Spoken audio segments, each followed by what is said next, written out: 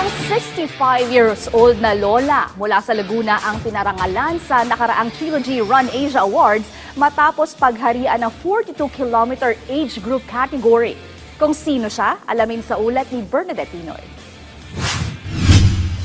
50 anyos si Mamita Lorna nang pasukin niya ang mundo ng running sports. Nakapagtapos na kasi ang mga anak niya, kaya naman inilagi niya ang oras sa pag-eehersisyo upang mapangalagaan ng kanyang pangangatawan. Ngayong 65 years old na si Lola Lorna, ilang medalya na rin ang naibulsa niya sa mga races mula sa loob at labas ng bansa. Ngayong 2025 naman, kinilala si Mamita Lorna sa Trilogy Run Asia Awards bilang age group champion.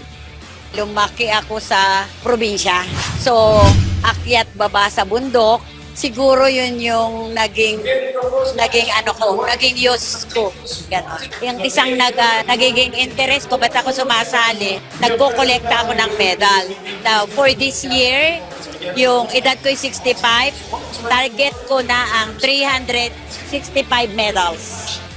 Naniniwala si Mamita na hindi hadlang edad para magpakitang gila sa sports, kaya naman punti rin niya rin sumabak sa triathlon ngayong taon. Malaki kasi anya ang benepisyo ng pagtakbo at pag-e-ensayo sa kanyang kalusugan. Wala akong maintenance. Saka hindi ko nararamdaman yung edad ko. Sobrang saya ko na mababati ako na, ay, 65 ka na, nagagawa mo ba? Siyempre parang ang tangos naman ng ilong ko yon na gano'n, Pero masaya ako eh.